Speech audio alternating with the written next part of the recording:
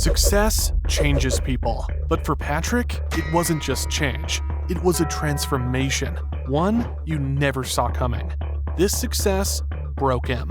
At first, it was a subtle shift that you could barely notice, but it set him on a path he never could have imagined. I mean, he was still the same lazy, goofy Patrick, but that's exactly when the trouble began.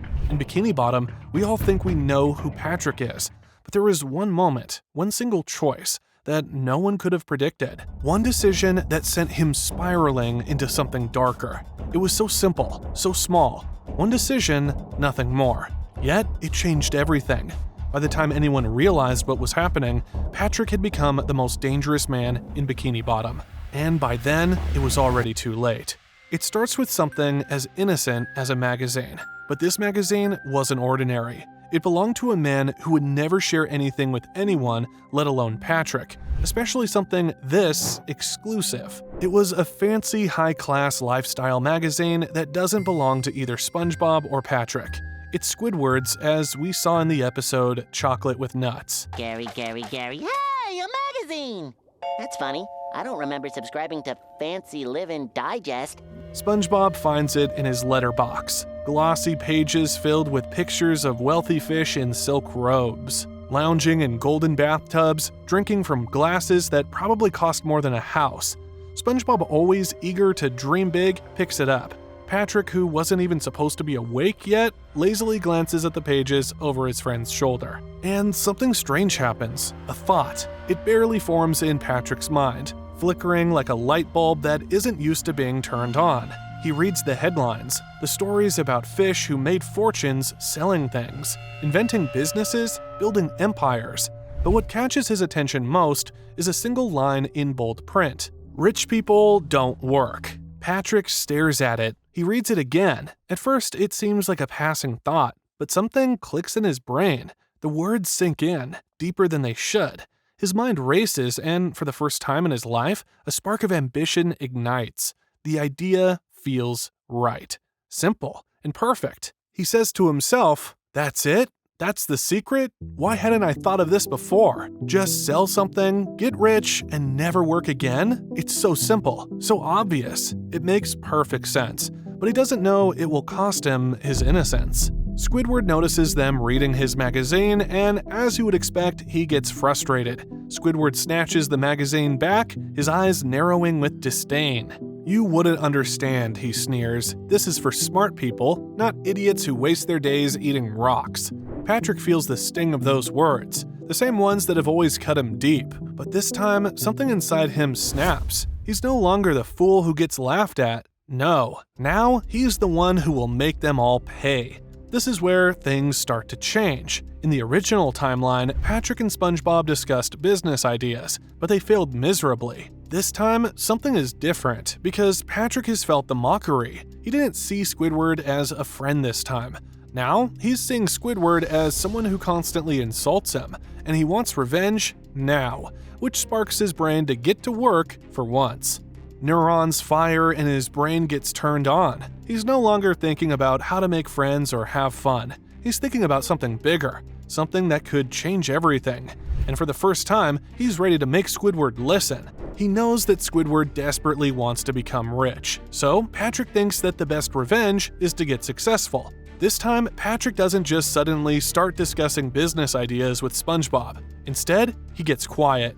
SpongeBob keeps asking about what happened, but Patrick doesn't say a word. Little does SpongeBob know that this silence is going to make him do what he would never have imagined. Patrick went home and didn't sleep that night. Patrick stared at the ceiling that night. He couldn't shake the thought, "Rich people don't." It kept echoing in his head like a drumbeat. He wanted it. He wanted what they had. But was he really the kind of fish who could take it? Could he actually change? The next day, he ignored SpongeBob and went straight to the library. A few days pass by, and then, one day, he appears at the Krusty Krab. Before Mr. Krabs can say anything, Patrick shuts him down by telling him that he is not here to eat free Krabby Patties. He's here to meet his friend SpongeBob.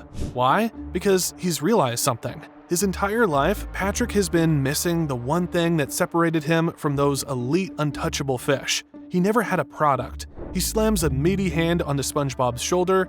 We gotta sell chocolate, and you gotta quit your job." SpongeBob's enthusiasm sparks away a bit. Quitting his job at the Krusty Krab felt impossible. He had always dreamed of being the perfect fry cook, loved by Mr. Krabs and the customers. But Patrick's words hung in the air, heavy and inevitable. Could he leave it all behind? Surprisingly, SpongeBob feels a strange chill as he walks toward Mr. Krabs. He had never imagined walking away from the Krusty Krab, never imagined leaving his friends behind. But Patrick had been so sure, so convincing. As he stood at the door, hand on the handle, a sudden sense of clarity washed over him. This wasn't just about chocolate, it was about a chance to break free. SpongeBob quit his job and the two rush off.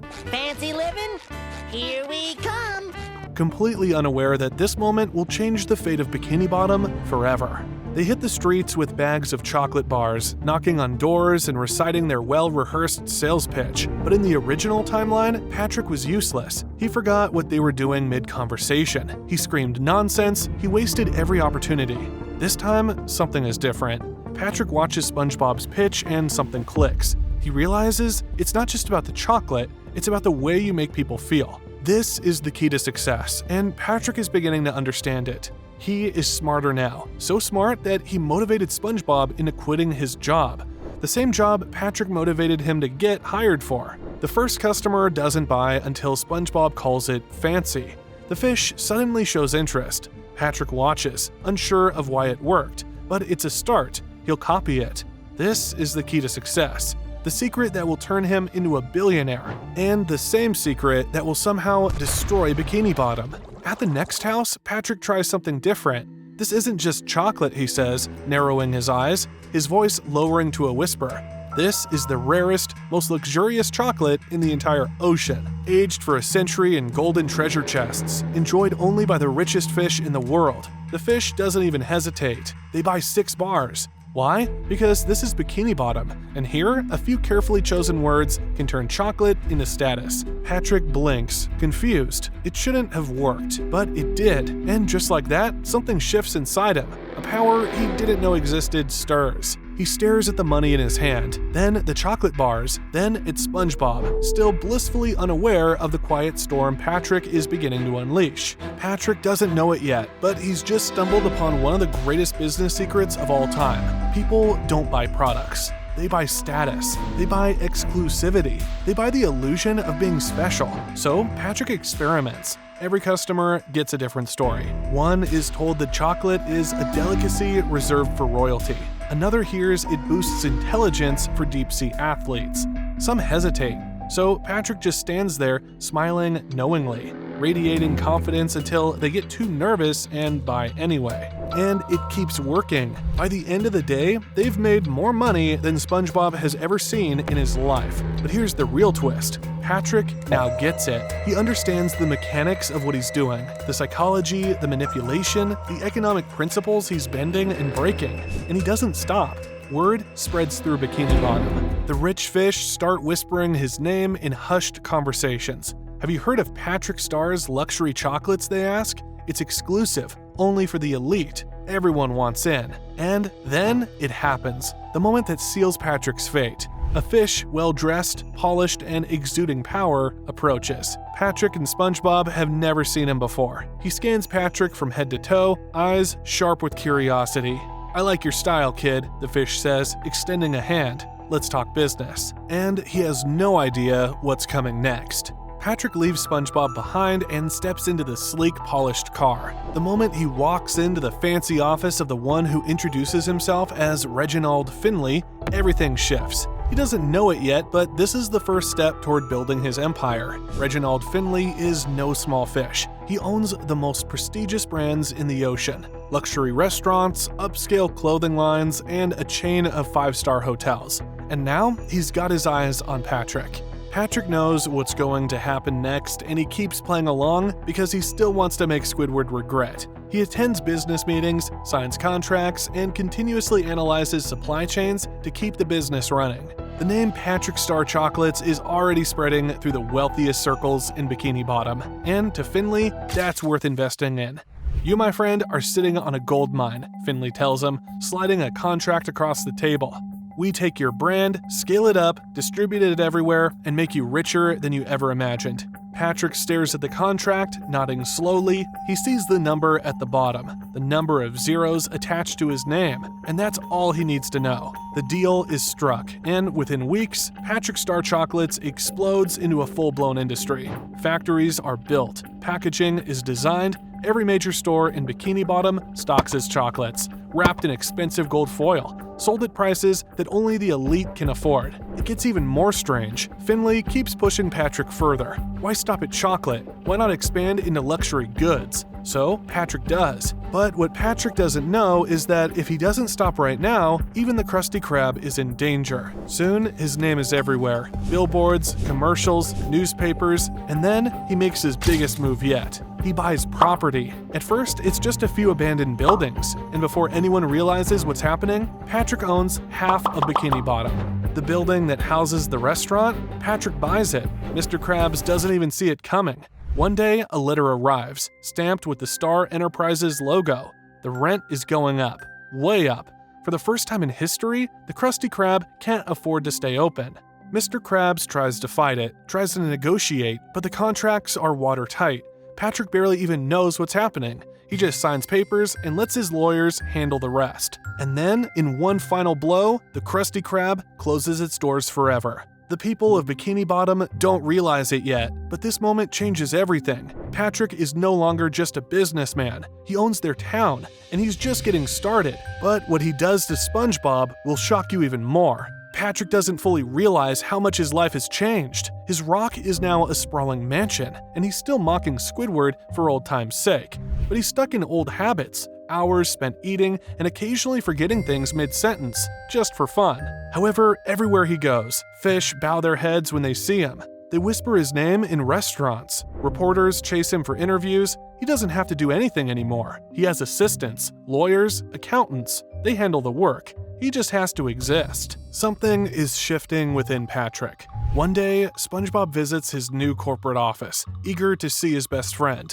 The lobby is overwhelming. Marble floors, cascading waterfalls, and a golden statue of Patrick towering over it all. SpongeBob waits outside Patrick's office for over an hour. When Patrick finally emerges, he's wearing a silk robe and sunglasses, even though they're indoors. He greets SpongeBob with a distracted nod, barely acknowledging him as he talks on a massive shell phone. Something's off. Patrick's arrogance is impossible to ignore now. He's not the goofy, lovable idiot he once was. His voice is slower, more calculated, each word deliberate. His walk exudes sluggish confidence, like he owns every room he enters. SpongeBob is happy for his friend, but deep down, something feels wrong. Then, Patrick drops a bombshell. He offers SpongeBob a job, not as a partner, not as an equal, but as an employee. SpongeBob laughs at first, thinking it's a joke, but Patrick isn't laughing. He leans back in his chair, steeples his fingers, and says,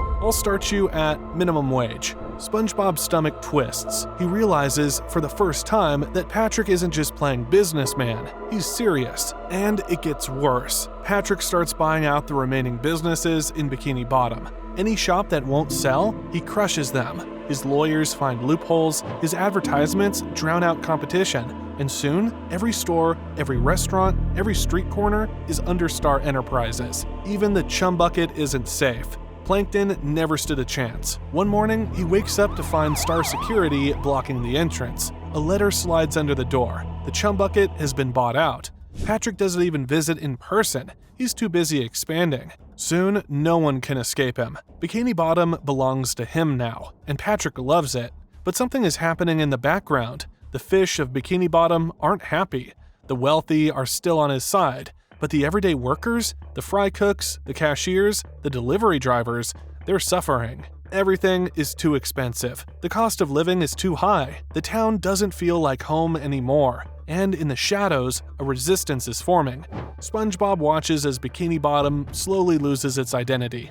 The restaurants all serve the same bland, mass-produced food. The shops all sell the same overpriced garbage. Even Squidward, who once dreamed of escaping this town, realizes he misses the way things used to be. And then it happens. A single newspaper headline. SpongeBob opens a rival business. It's small, a modest snack stand outside the Krusty Krab, but it's a spark, a threat. Patrick, who once considered SpongeBob his closest ally, now sees a rival. The war begins. The cracks were barely noticeable at the beginning. SpongeBob's little stand seemed like a joke until the customers came, and they kept coming. Word spread quickly. SpongeBob was making burgers, chocolates, and milkshakes. It was the real deal. It was a vibe. Fresh ingredients, real effort, passion. It was everything Patrick's factories had lost. The numbers started shifting. At first, it was minor. A dip in sales here, a drop in foot traffic there. But then, it became impossible to ignore. Bikini Bottom was choosing SpongeBob, and SpongeBob wasn't slowing down. He was expanding. New sponge stands popped up. One near Goo Lagoon, another outside the boating school. But SpongeBob is not the only enemy right now. There's something going on in the background that will destroy Patrick's empire. Patrick wouldn't realize until it's too late. Fish stopped buying his overpriced nonsense. His businesses started closing. His name, once a symbol of wealth, became a joke. The king of Bikini Bottom was losing his crown. Then came the final blow. A government investigation. A team of auditors arrives at Patrick's headquarters with one simple question. Mr. Star, could you explain why you haven't paid taxes? Patrick blinks, confused. What's a tax? It turns out, despite his rise to power, Patrick never learned the basics. His employees, too, were corrupt, feeding off his wealth. In an instant, everything Patrick built came crashing down. The fall was faster than the rise. Investigations uncovered fraud, unpaid wages, and shady contracts. Fish, who once smiled in Patrick's face, now queued up to sue him. The government seized his properties. His businesses were shut down. His bank accounts drained. Everything gone. One minute, Patrick had everything. The next, he was nothing. Patrick spent weeks wandering the streets. No money, no friends, no place to go. It should have been the end of his story. But then, one day, SpongeBob knocked on the rock Patrick no longer owned. He stood there, smiling, holding a bag of burgers. The same SpongeBob who Patrick had cast aside. The same SpongeBob who had ruined him. But instead of revenge, SpongeBob offered him something Patrick hadn't had in a long time. A second chance. Not as a businessman, not as a mogul, just as a fry cook. Patrick stared at the uniform SpongeBob held out to him, and just like that, everything reset. So, what did we learn? Success can change anyone. Power corrupts, isolates, and sometimes losing everything is the only way to remember who you really are. But what if the Krusty Krab never existed? Or what if Mr. Krabs died? Keep watching to find out.